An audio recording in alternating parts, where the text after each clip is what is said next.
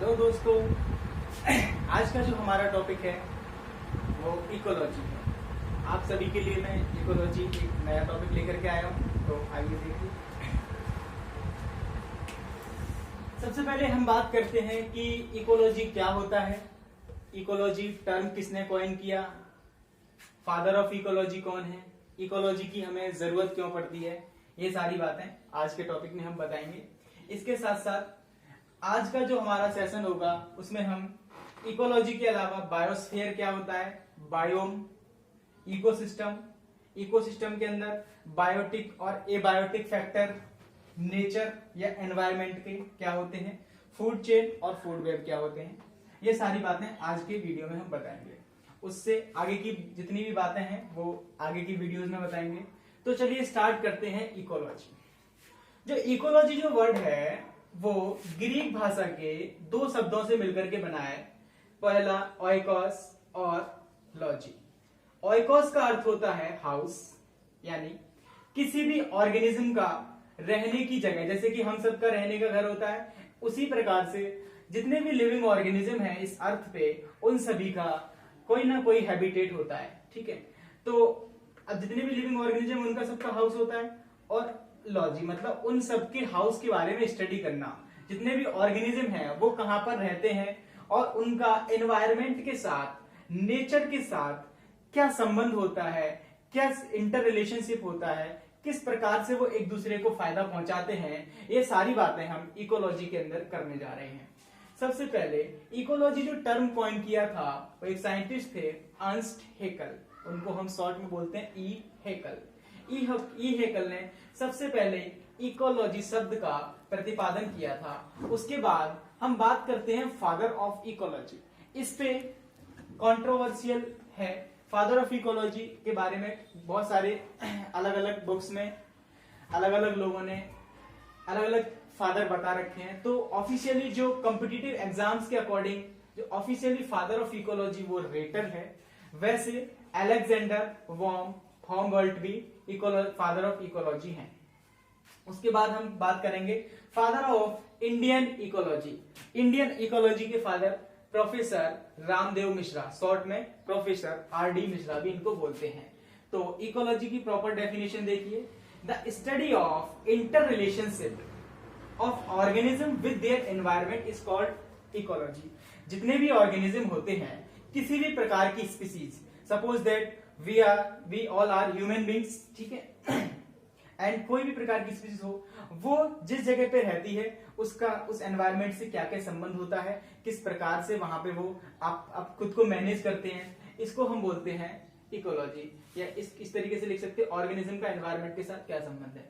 उसके बाद अगला है ये, इस प्रकार से भी कह सकते हैं कि जितने भी ऑर्गेनिज्म होते हैं उनका एनवायरनमेंट के साथ एक संगठन होता है, वो एक संगठन में रहते हैं, वो एक दूसरे पे इंटरडिपेंडेंट होते हैं। यानी कि ऑर्गेनिज्म और एनवायरनमेंट एक दूसरे पे दोनों इंटरडिपेंडेंट होते हैं, एक दूसरे पे दोनों डिपेंड होते हैं या म्यूचुअली रिएक्टिव होते हैं, दोनों आपस में रिएक्टिव होते हैं। अब आगे इकोलॉजी का मतलब समझ में आ गया कि जिस भी जगह पे हम रह रहे हैं, जिस भी जगह पर हम रह रहे हैं उस एनवायरनमेंट के साथ हमारा क्या संबंध है, यही इकोलॉजी है। आगे की बात करेंगे ब्रांच ऑफ इकोलॉजी। तो ब्रांच इकोलॉजी की दो भागों में इसको विभाजित किया है हमने, ऑर्टिकोलॉजी और सेमिकोलॉजी। ऑर्टिकोलॉजी जैसे कि ऑटो, यानी कि ऐसा एनवायरनमेंट यहाँ पर एक ही प्रकार की या सेम प्रकार की स्पीसीज पाई जाती हैं, उनके एनवायरनमेंट के साथ क्या संबंध होता है, इसको ऑर्टिकोलॉजी कहते हैं। सेमिकोलॉजी का मतलब है कि ऐसा नेचर, ऐसा एनवायरनमेंट वहां पे एक से अधिक प्रकार की स्पीसीज पाई जाती हैं, उनकी एनवायरनमेंट के साथ क्या संबंध होता है, किस प्रकार से वो खुद को मैनेज करते हैं, ये होता है हमारा सेमिकोलॉजी। ठीक है, तो ये हमारा ऑटोइकोलॉजी। ऑटो इकोलॉजी को और अच्छे से समझने के लिए ये हमारे कुछ टर्म्स दिए हैं, जैसे कि सबसे पहले हम समझेंगे बायोस्फीयर।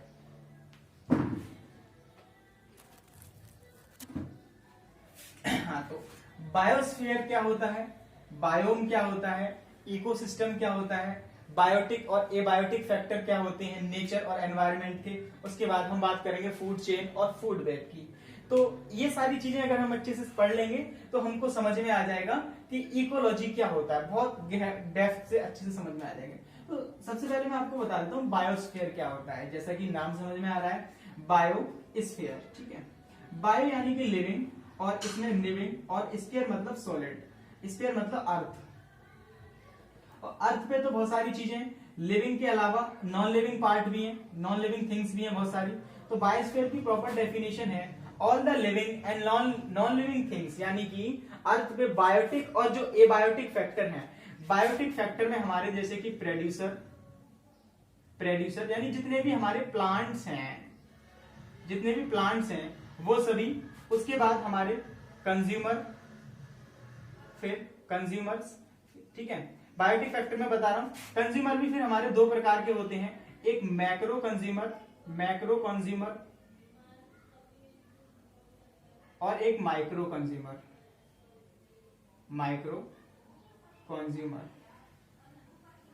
एबायोटिक फैक्टर में जैसे कि हमारा लाइट है, वाटर है, सॉइल है, इत्यादि, इन सब की बातें करेंगे। इनका एक दूसरे से क्या संबंध होता है, किस प्रकार से ये आपस में ये सामंजस्य में रहते हैं, ये सारी बातें।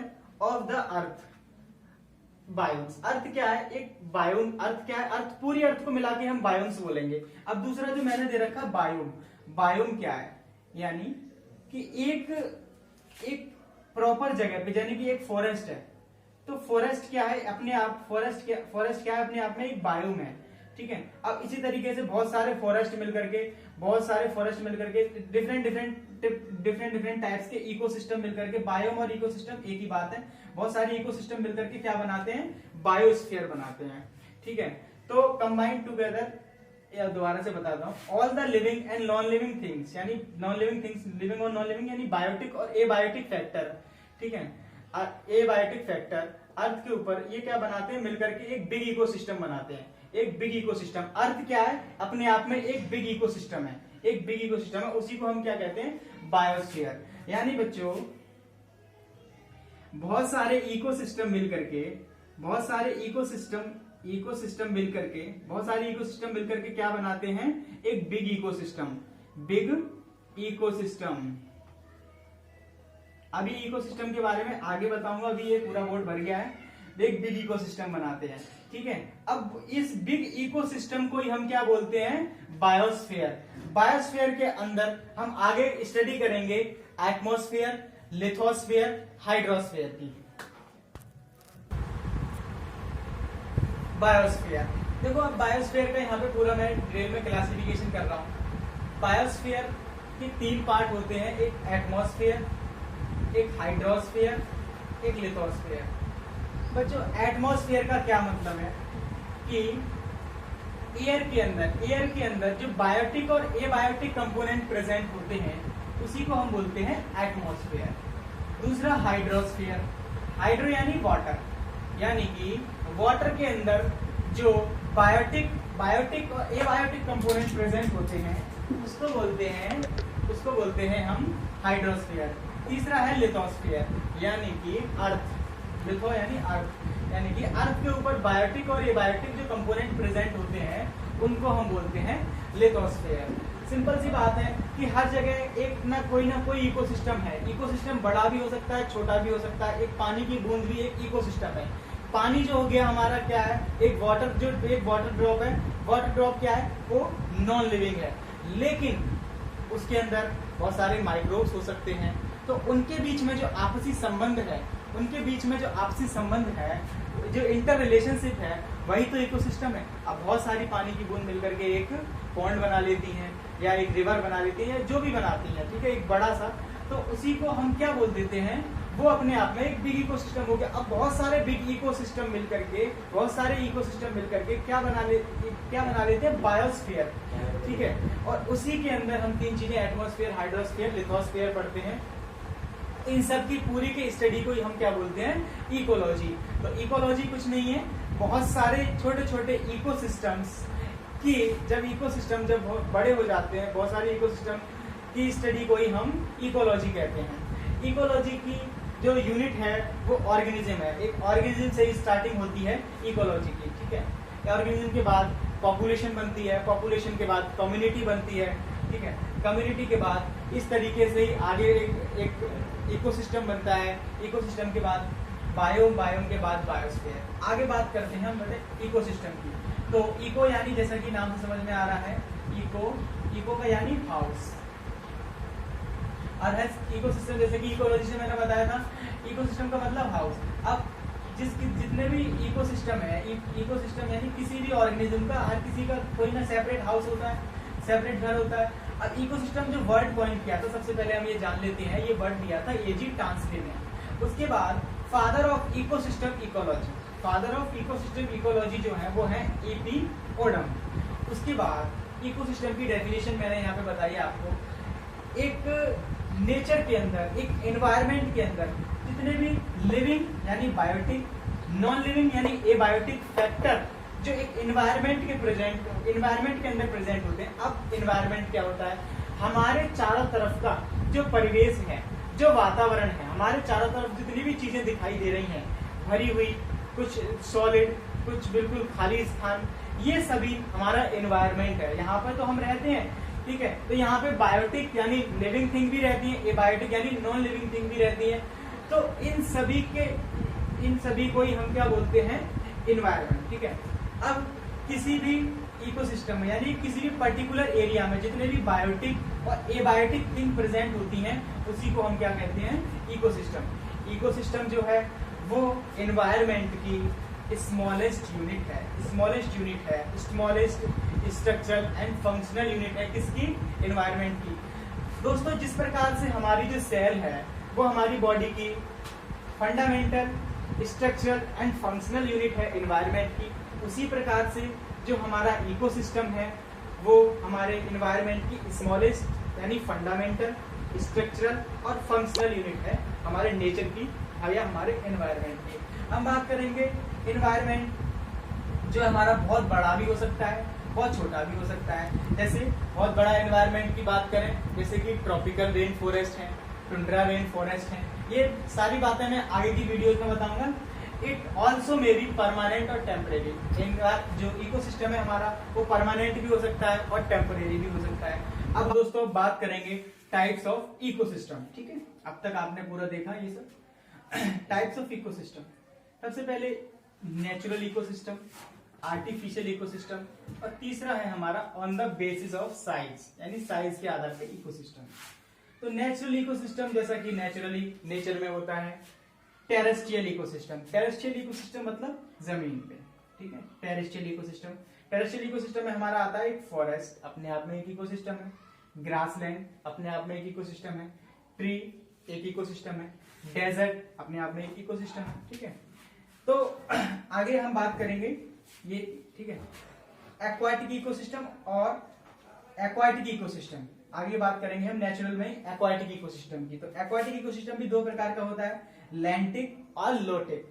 लैंटिक का मतलब स्टैग्नेंट वाटर यानी रुका हुआ पानी, यानी पानी जो है ठहरा हुआ होता है, यानी लेक है हमारी, पॉन्ड है और स्वैम्प है। इन सभी जगहों पे हमारा ये इकोसिस्टम को बोलते हैं हम लैंटिक इकोसिस्टम।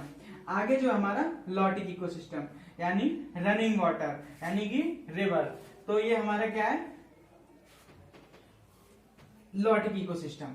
अब आर्टिफिशियल इकोसिस्टम, आर्टिफिशियल यानी हमारे द्वारा बनाया गया इकोसिस्टम, इसको हम मैन मेड इकोसिस्टम भी कहते हैं। जैसे कि जो खेत हैं, लोग खेती करते हैं, क्रॉपलैंड वो इकोसिस्टम है। लोग गार्डन्स बना लेते हैं, अपने आप में एक इकोसिस्टम है, ठीक है।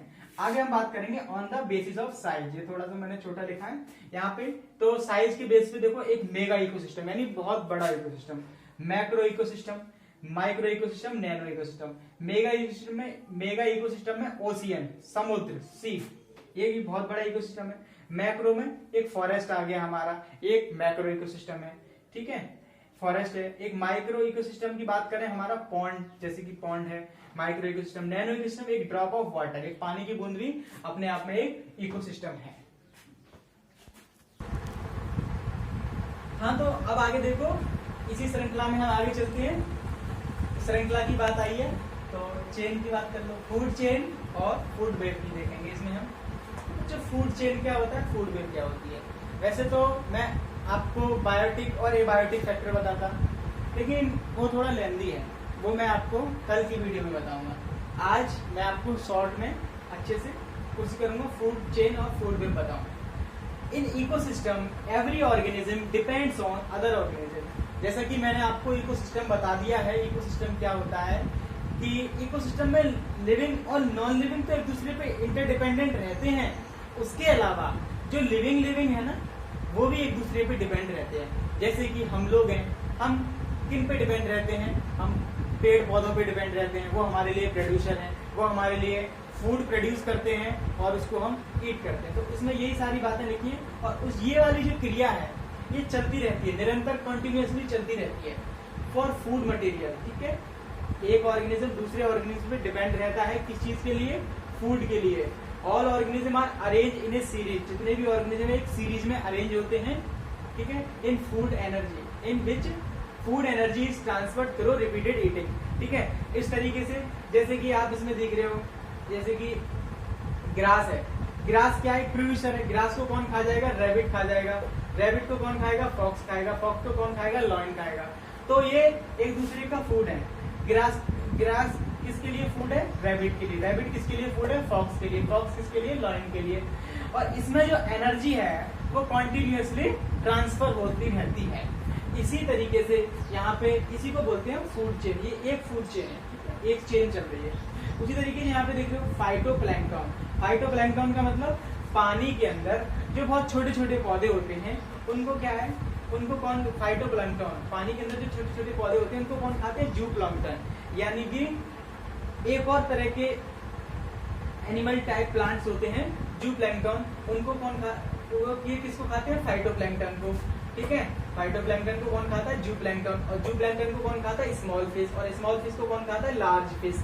इस तरीके से, और लार्ज फिश को कभी कभी हम भी खा लेते हैं। ठीक है, तो इस तरीके से ये एनर्जी ट्रांसफर होती रहती है। ठीक है, ये भी क्या है, एक तरह की फूड चेन। यहाँ पे और कई फूड चेन है, जैसे कि इंसेक्ट, ये एक ट्री है, एक ट्री पे क्या है, बहुत सारे इंसेक्ट हैं। ठीक है, एक में बहुत सारे इंसेक्ट को कौन खा जाएगा, एक बर्ड खा जाएगी। तो इस तरीके से ये भी क्या है, फूड चेन। तो अब देखो इसमें क्या है, जो फाइटोप्लैंक्टन है वो कौन है, प्रोड्यूसर, प्रोड्यूस कर रहे हैं। ठीक है, उसके बाद ये आ गया जूप्लैंक्टन, ये क्या है, प्राइमरी कंज्यूम, ये क्या कर रहे हैं, कंज्यूम कर रहे हैं। उसके बाद आगे कौन, इनको भी कौन कंज्यूम करेगा, कंज्यूमर। ठीक है, ये secondary consumer, small fish consume कर रही है। स्मॉल फिश को कौन कंज्यूम कर रहा है, लार्ज फिश। ये ठीक है, ये आगे टर्सरी कंज्यूमर, यानी यहाँ इनको कह सकते हैं हम टॉप कंज्यूमर, इनको हम टॉप कंज्यूमर भी कह सकते हैं। आगे देखो T1 यानी प्रोड्यूसर, T2 यानी ट्रॉफिक लेवल, पहला ट्रॉफिक लेवल, दूसरा ट्रॉफिक लेवल, तीसरा ट्रॉफिक लेवल, चौथा ट्रॉफिक लेवल। तो ये हमारी फूड चेन है। और भी कई प्रकार की फूड चेन होती है, फिलहाल समझने के लिए इतना काफी है, आगे की वीडियो में मैं बताता रहूंगा। ये है फूड वेब। फूड वेब क्या होता है, जब बहुत सारे फूड चेन आपस में इंटरलिंक हो जाते हैं, लिखा है when many food chains interlink to each other then it is called food web. तो देखिए फूड वेब क्या होता है, फूड वेब यानी जाल, नेट। तो एक प्लांट है, ये ग्रास है, ये कौन है, प्रोड्यूसर्स हैं। ठीक है, अब प्लांट या ग्रास को कौन खाता है, इंसेक्ट खा सकते हैं, रैट भी खा सकता है, डियर भी खा सकता है, रैबिट भी खा सकते हैं, गॉड। ये सब क्या हो गए हमारे प्राइमरी कंज्यूमर। ठीक है, अब इनको कौन, इंसेक्ट को कौन खा रहा है, हमारा फ्रॉग खा सकता है। ठीक है, फ्रॉग को कौन खा रहा है, ईगल खा सकता है। तो फ्रॉग यहाँ पे क्या हो गया, सेकेंडरी कंज्यूमर। ईगल क्या हो गया, हमारा टॉप कंज्यूमर। इसी तरीके से प्लांट को और कौन खा सकता है, हमारा डायरेक्ट पीकॉक खा जाएगा। ठीक है, पीकॉक खा जाएगा। पीकॉक, अब जैसे कि अगर कोई बंदा बात करे कि इन लोगों को कौन खाएगा, तो इन लोगों को एक होता है detritus food chain. Detritus food chain में जो हमारे माइक्रोब्स होते हैं, माइक्रोब्स यानी कि जो डेड ऑर्गेनिज्म होते हैं, जो ऑर्गेनिज्म जिसकी डेथ हो जाती है, जो डेड ऑर्गेनिज्म होते हैं उनको ये किल करते हैं, माइक्रोब्स और फंगस। उनको वो क्या बना देते हैं, उनकी टर्माइट बना देते हैं, उनको मिट्टी में मिला देते हैं, सॉइल में मिक्स कर देते हैं, फाइनली ये खाते हैं। तो मैं आपको फूड वेब बताता हूँ। फूड वेब का मतलब है बच्चों कि जब बहुत सारी फूड चेन आपस में मिल जाती हैं उसी को हम फूड वेब कह देते हैं। जैसे कि इंसेक्ट को फ्रॉग ने खाया, फ्रॉग को ईगल ने खाया, ईगल को हम माइक्रोब्स ने खत्म किया, रैट को स्नेक ने खाया, स्नेक को देखो ईगल भी खा लेगा, स्नेक को पिकॉक भी खा लेगा, फाइनली इसको ये खत्म करेंगे। उसके बाद डियर है, डियर को देखो हमारा फॉक्स खा लेगा, ठीक है। डियर ने क्या खाया था, प्लांट खाया था, ये सब प्लांट को खा रहे हैं, ठीक है। अब डियर को फॉक्स खा लेगा, जैकाल खा लेगा, वॉल्फ खा लेगा, इसको कौन खाएगा, लॉयन खाएगा। लॉयन भी अगर मर जाएगा तो उसको माइक्रोब्स खत्म करेंगे। उसके बाद रैबिट ने क्या खाई, प्लांट या ग्रास खाई, ठीक है, तो रैबिट को कौन खाएगा, फॉक्स खा जाएगी, ठीक है। फॉक्स के बाद इसको या जैकल खा सकता है या वॉल्फ खा सकता है, इसको कौन खा जाएगा, लॉयन खा जाएगा। डायरेक्ट जैसे गॉट है तो गॉट को फॉक्स भी खा सकती है और डायरेक्ट गॉट को लॉयन भी खा सकता है। तो इस तरीके से ये हमारा फूड वेब बनता है और यहाँ पे एनर्जी जो है कॉन्टिन्यूसली ट्रांसफर होती रहती है। 10% एनर्जी ईच ट्रॉफिक लेवल पे ट्रांसफर होती है। तो आज का वीडियो हम यही समाप्त करते हैं। आगे की जो मैं आपको बायोटिक और एबायोटिक फैक्टर हैं वो आगे की वीडियो में कल बताऊंगा।